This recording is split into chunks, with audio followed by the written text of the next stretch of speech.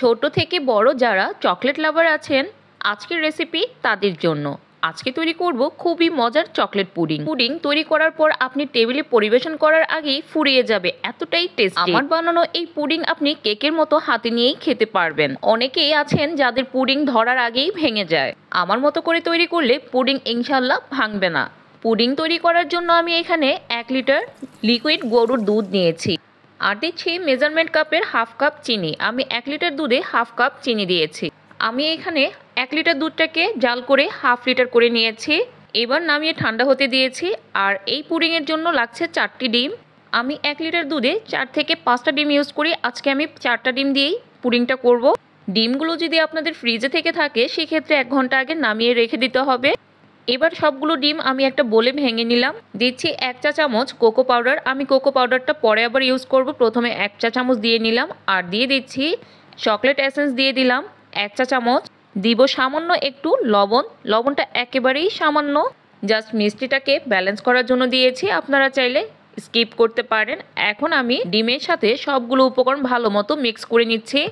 এবার আরও হাফ চা চামচের থেকে একটু বেশি কোকো পাউডার আবারও দিয়ে ভালো মতো মিশিয়ে নিলাম। আর এই দিকে কিন্তু গরুর দুধটা যে আমরা ঘন করে রেখেছিলাম সেই দুধটাও ঠান্ডা হয়ে গেছে।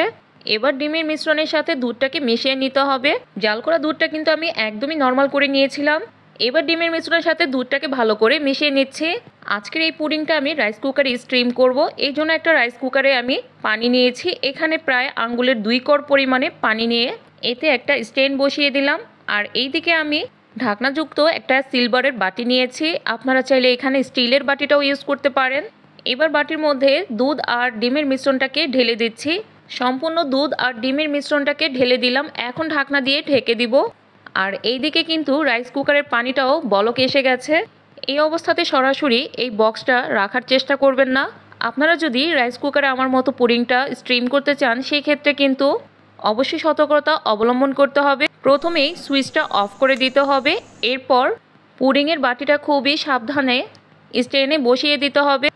আর বাটিটার উপরে ভারী কিছু একটা বসিয়ে দিতে হবে। এতে করে যখন পানিটা বলকাবে তখন পুডিংয়ের বাটিটা সরে যাওয়ার চান্স থাকে না। এখন ঢাকনা দিয়ে ঢেকে এখন সুইচটা আবার অন করে দিব। সুইচটা অফ করার কারণ হচ্ছে অনেক সময় কুকারে কারেন্ট চলে আসে, সেক্ষেত্রে সুইচটা অফ করে আপনারা বাটিটা দিবেন। তো আমি 20 মিনিটের মতো পুডিংটা স্টিম করে নিয়েছি। এখন দেখেন ঢাকনা তুলে চেক করে নিচ্ছি পুডিংটা পারফেক্টলি সেদ্ধ হয়েছে কিনা। দেখেন পুডিংটা কিন্তু পারফেক্টলি সিদ্ধ হয়ে গেছে। এখন আমি পুডিংটাকে তুলে ঠান্ডা করে নিব। পুডিং তৈরি করার সাথে সাথে কখনোই মল্ড আউট করার চেষ্টা করবেন না, এতে করে পুডিংটা ভেঙে যেতে পারে। আমি 1 ঘন্টা রেস্টে রেখেছি। 1 ঘন্টা একেবারেই ঠান্ডা হয়ে গেছে। এখন ছুরির সাহায্যে চারদিক থেকে পুডিংটাকে ছাড়িয়ে নিচ্ছি। আর হাতের সাহায্যে একটু এভাবে ঝাঁকিয়ে নিচ্ছি, এতে করে সুন্দর মতো খুলে আসবে। পুডিংটা আমি একটা প্লেটের মধ্যে সুন্দর মতো বের করে নিলাম। এই পুডিংটা কিন্তু ঠান্ডা ঠান্ডা খেতে বেশি ভালো লাগে, এই জন্য আমি 2 ঘন্টার জন্য নর্মাল ফ্রিজে রেখেছিলাম। 2 ঘন্টা পর ফ্রিজ থেকে বের করে এখন ছোট ছোট টুকরা করে নিচ্ছি। আপনারা আপনাদের ইচ্ছে মতো টুকরা করে নিতে পারেন। দেখেন কতটা সুন্দর কেকের মতোই হাতে তুলে ধরা যাচ্ছে। এবার দেখার সৌন্দর্যের জন্য একটু ডেকোরেশন করে নিচ্ছি। এই পুডিংটা খেতে কিন্তু অসাধারণ হয়েছে। আপনারা অবশ্যই একবার হলেও বাসায় ট্রাই করবেন।